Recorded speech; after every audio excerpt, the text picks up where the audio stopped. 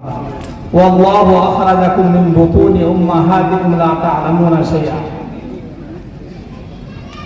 حضرات علماء کرام اور ہماری قوم کے دانشوران جو اسٹیج پر موجود ہیں، میں تمام لوگوں سے یہی کہنا چاہوں گا کہ اس 5 منٹ میں کچھ ہوتا جاتا ہے نہیں۔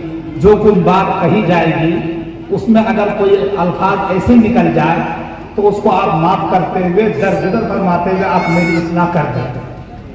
قرآن کریم کی یہ آیت جو میں نے پڑھی ہے، اس آیت کے اندر پروردگار عالم یہ فرمانا چاہتے ہیں کہ اے لوگو، جب تم کو ماں کے پیٹ سے نکالا گیا تھا، واللہ اخرجکم من بطون امہاتکم لا تعلمون شیئا، تم کچھ نہیں جانتے تھے۔ آج یہاں آنے کے بعد جب دیکھا کہ تعلیمی بیداری کانفرنس کیا جا رہا ہے، اس کا انعقاد ہوا ہے، لیکن قرآن کریم کی طرف جب پلٹ کر کے دیکھا تو ہم نے یہ سمجھا کہ جس مسلمان کا آخری کتاب اور جو قرآن کریم جس کے اوپر میں ایمان ہے وہ نبی مکرم صلی اللہ علیہ وسلم جس کے اوپر میں ہم ایمان رکھتے ہیں، ان کا دور ایک الگ دور تھا اور آج کا دور وہ الگ دور ہے۔ جس قرآن کے اوپر ہم ایمان رکھتے ہیں وہ قرآن کا سب سے پہلا الفاظ یہ ہے، اقرأ بسم ربک الذی خلق،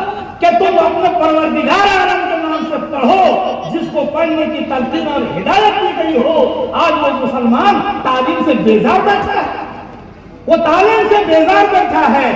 آقا صلی اللہ علیہ وسلم جب دنیا کے اندر تشریف لائے تھے تو اس وقت جہالت کا کچھ کہنا ہی نہیں، اس کا موقع نہیں ہے، لیکن آج کے دور سے خراب دور تھا۔ لیکن آقا صلی اللہ علیہ وسلم نے فرمایا المؤمن القوی خیر احب الی اللہ من المؤمن الضعیف۔ اس حدیث کی تشریح، اس حدیث کی تفسیر میں نے دیکھا تو اس تفسیر کے اندر یہ لکھا ہوا ہے کہ یہاں مومن قوی یہ بہتر ہے مومن ضعیف سے۔ اس سے کیا مراد ہے؟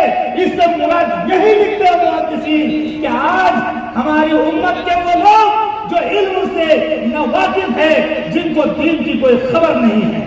میرے دوستو، میرے بزرگوں، آج ہمیں انجینئر بھی چاہیے، ہمیں ڈاکٹر بھی چاہیے، ہمیں دنیا اور سماج کو جینے کے لیے ہمیں ایڈوکیٹ بھی چاہیے، لیکن ساتھ ہی ساتھ ہمیں اس علم کی ضرورت ہے جو علم خوف خدا پیدا کرتا ہو۔ ہمیں اس علم کی ضرورت ہے جو آقا صلی اللہ علیہ وسلم کی سنت پر چلنے والا پیدا کرتا ہو۔ ہمیں اس علم کی ضرورت ہے۔